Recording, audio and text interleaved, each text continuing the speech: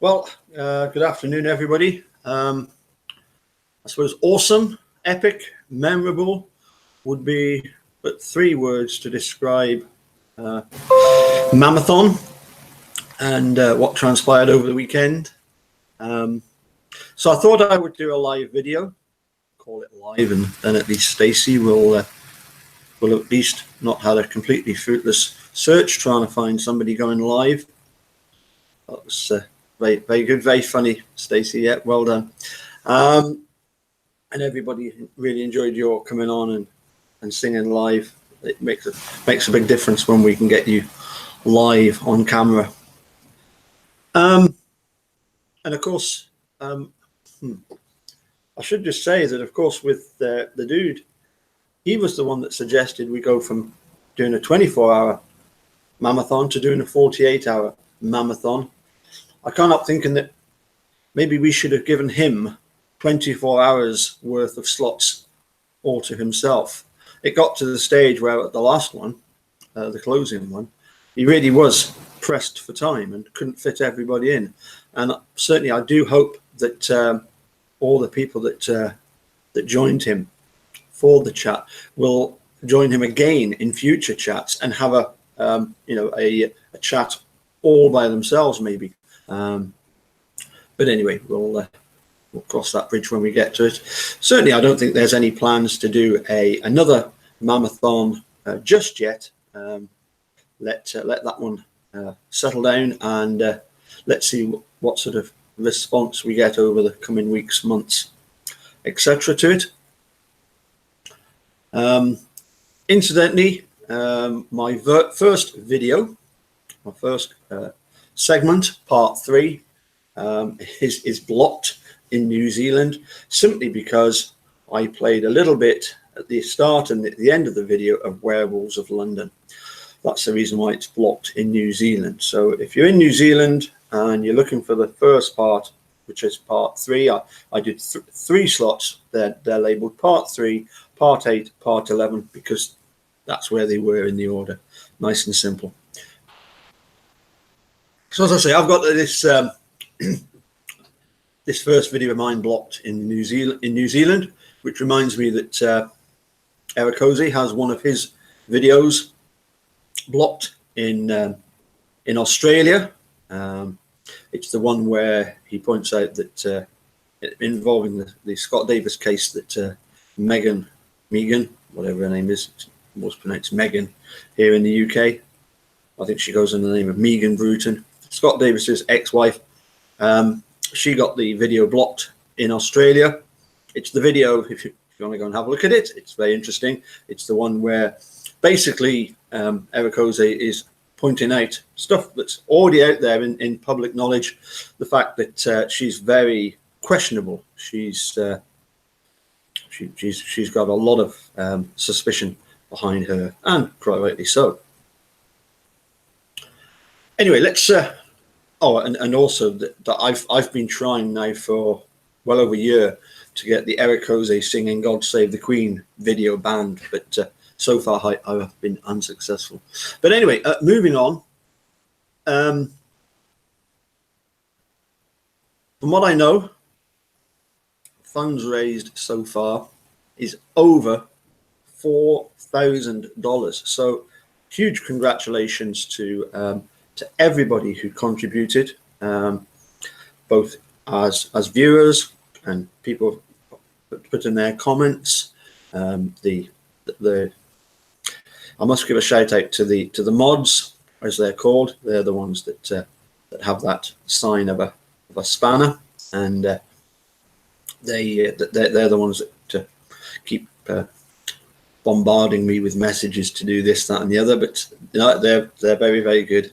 They did a great job. Obviously to Ali and the dude and to Tracy. I believe that when Tracy went live with the author of the book, the lawyer, Michael, with an Italian surname. I know I should be able to pronounce it, wouldn't I? I probably can pronounce it. It's remembering it that's the problem. But anyway, on that particular video, at one point there were 700 people on the the live chat. So that's absolutely amazing. So yes, to everybody that was involved, as I say, the guests that came on and chatted, the mods, everybody that contributed financially. I'm sure you've all sent in a donation, or possibly more than just one. A huge thank you to everybody.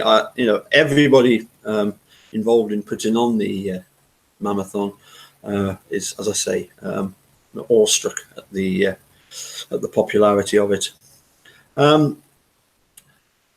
But we mustn't be surprised, of course, because it was such a great way of bringing everybody together, all these people that have an interest in making a murderer, brought us all together. So as you probably know, I send reasonably regular messages to Steve Drisen, and when I told him about how successful MaMathon had been, he simply put that it's wonderful work, educating and raising money, and a big thank you to everybody involved. So as I say, there certainly aren't any plans to do another one just yet. Good though, as good as it is.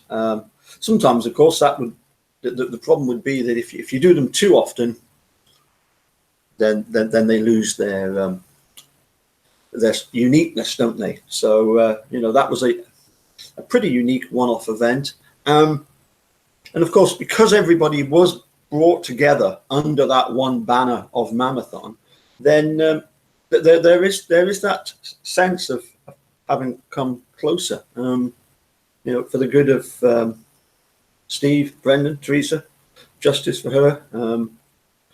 Hopefully a fairer system over there in Wisconsin eventually. Now, I did touch on this Megan Bruton, and of course she's at the centre of the Scott Davis case, and I would like to talk a little bit about that before moving on to Dr. Phil, because I know that Eric Ozzie is keen to do some videos about the Scott Davis case. It's going to be particularly interesting because we're now getting close to either an evidentiary hearing or all arguments to do with the case. Tune in, because Eric Ozzie is planning on doing some videos about it. Particularly, I think of interest will be to compare and contrast the Scott Davis case with Stephen Brendan's cases. So stay tuned for those. Now, thank you very much, Hugh Fraser. Hugh Fraser is one of the great Aussie supporters. He actually came along on the Friday that we were still in Sydney, before we headed off down to see Judith Lucy at the Opera House. He came along to the pub next door to where we were staying at the Palisade, and had a great chat. We had a great chat. Hugh came along, so too did Carol Ann Fitzgerald, and we just had a great chat with the four of us. Was Mark back by then? Mark had to go and get his bags that he left in the porch of his house, having gone around, the three of us saying, "Now make sure you don't forget anything," and he forgets. Anyway, we're not going to go over that again. But certainly Mark arrived back at some point in the afternoon, and of course we'd already got ourselves into the pub. And as I say, Hugh came along and did an interview with Eric Ozzie, which I'm sure you've all seen now.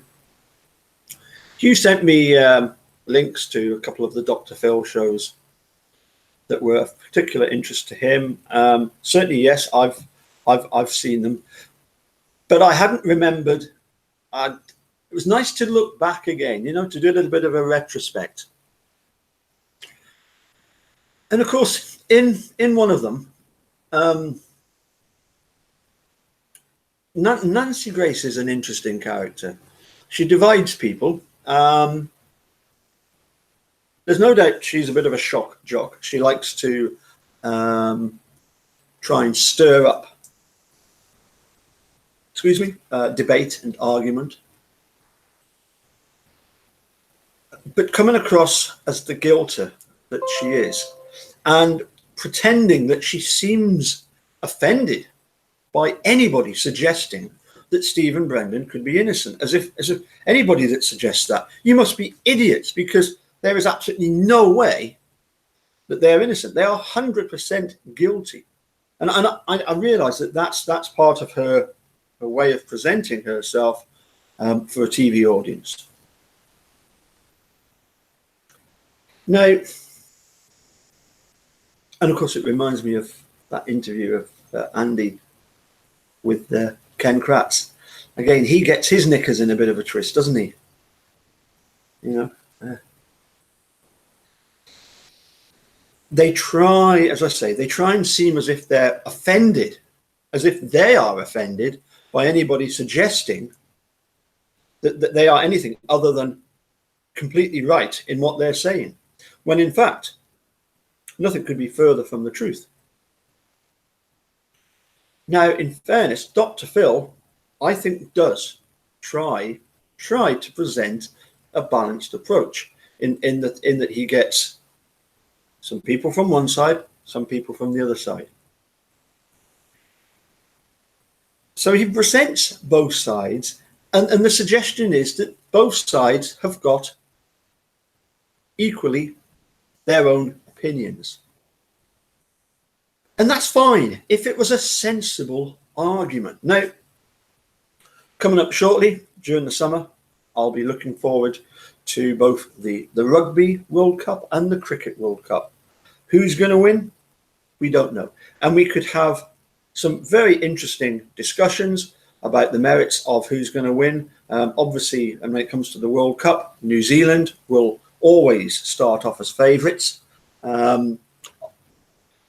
Obviously, Australia have a good chance, as do South Africa.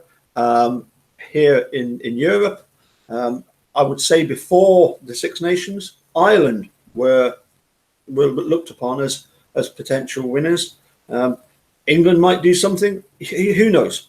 It would be sensible to discuss the pros and cons of the strengths of all the team. But if to use an Erekosi scenario, if I was to suggest, as Erekosi suggested, that you got together an all-star American baseball team, and you pitched it, and you said, right, I'm gonna go around and I'm gonna get the local Gala primary schools. I'm gonna get their rounders team, the girls, under 11, to come along and play against the baseball, and then for me to argue, of course, my girls are going to win. Well, that is ludicrous.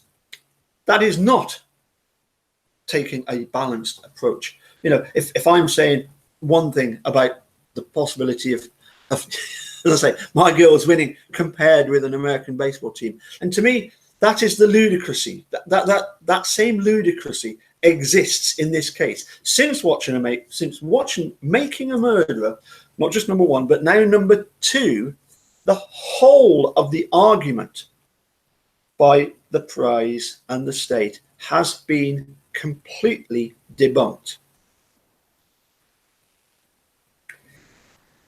Even, and as I say, I can't stress how much joy it gave us, that line in the latest Zellner reply to the state's reply to her motion, when she talks about the state reawakening the Holbach's grief to hand them possible human bones, because the state have hid behind the Holbachs. And so you get people like Nancy Grace and others that will not only sound offended that we've suggested that Stephen and Brendan are innocent, but that we're insulting the memory of Teresa Holbach by suggesting that. And this is where they get off on this rant and their rampage of theirs. Totally ludicrous. Totally ludicrous. Anyway, I'm going to have to head off shortly to do my next lot of teaching. I found it very interesting that Sheriff Herman appears on one of the Dr. Phils, and as he's saying goodbye to Sheriff Herman, obviously this show was from, I think, 2016 or maybe 2017, because certainly Sheriff Herman retired, I believe, on the 4th of January of this year, and Dan Hartwig has taken over. You'll see Dan Hartwig. He's in some photographs of escorting Brendan. Quite a big fella, young looking fellow then, obviously. At the end of the chat with Herman, and obviously that was interesting, the fact that Herman says it was his decision to get Calumet County to do the investigation. His decision as undersheriff to do that. Yeah. And yet he has since said that if he'd have changed anything, he would not have allowed his officers to have been involved in the investigation. Robert, who are you trying to kid? Do you really think that we're that naive? That we don't realise it's all well and good you saying, with hindsight, I would have. Well, you've just said that it was your decision, so why didn't you stick to your decision? This suggestion that, oh, had I known, of course you knew. You knew exactly what you were doing. Don't try and kid us on, Robert. When we come to the rally, I really do hope that you come along to the rally and see us and say hi. I'll be looking out for you, pal. Anyway, at the end of the chat with Sheriff Herman, Dr. Phil says, if you do want to get in touch with people about the case, fine, but don't phone the sheriff's office, because obviously that phone line is important. People might be phoning in with an emergency. I get that. So why did Sheriff Herman quite happily chat on at least a dozen occasions with me for more than 20 minutes? Yeah, it's all contradictory, isn't it, Robert? It's so contradictory. You try and say one thing, you say something else. It's all going to come and bite you. It's all coming out now. As I say, I am really looking forward to future videos of Eric Jose's, and watch out for, as I say, he'll be talking and comparing with the Scott Davis case. And I do feel that having had something as awesome as MaMathon that's drawn everybody together, that there's that it started, for want of a better word, not a cult, although I don't mind the word cult, because cults can be good things. It means that we are cultured if we belong to a cult of cultured people, which we are. But let's see if, as well as doing good, trying to help as best we can in the Stephen Avery and Brendan Dassey cases, let's see if we can help to spread awareness. It was Steve Drizzen himself that, when asked at Melbourne, what can ordinary people do? Well, there's lots we can do. As Dean Strang said, we can talk about it, and as Steve Drizzen pointed out, social media. It definitely it's making a huge difference. If you want proof of that, just check out the results of MaMathon. As I say, congratulations to everybody involved, and I mean, well, that includes everybody that watched or listened. If you weren't watching, I must admit, I sometimes in the early hours of the morning, I'm still in bed, so I just listen to it. I don't need to watch what's going on, and I listen to it, and So to everybody that watched, listened, contributed, as I say, absolutely epic, awesome, and very, very memorable. I say it'll be interesting to look back, in the future, to look back on the event and see what effect that it has. Could this be a catalyst for even bigger and better things? I certainly think so. And I know that all the people out there that supported MaMathon, I'm sure you want that as well. Yes, we want to see Steve and Brendan out. I don't think that's going to take very long. If I was a betting man, I would struggle to come out with a favourite as to who's going to be out first, whether it's Brendan on a pardon, because he could be pardoned and then fully exonerated later on, once Stephen is out. But certainly the in effect, this tanker that has been sailing in one direction for so long, as Travis pointed out, it's starting to turn. It is turning. It is soon going to be heading in a completely different direction.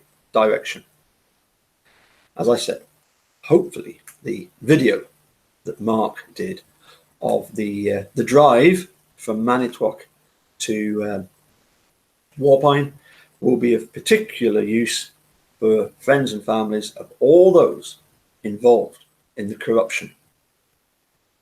Hopefully they will now know exactly how to go and visit their loved ones that have been involved in this appalling failure of justice. Anyway, as I say, I better crack on, and we'll catch you again soon. Bye for now.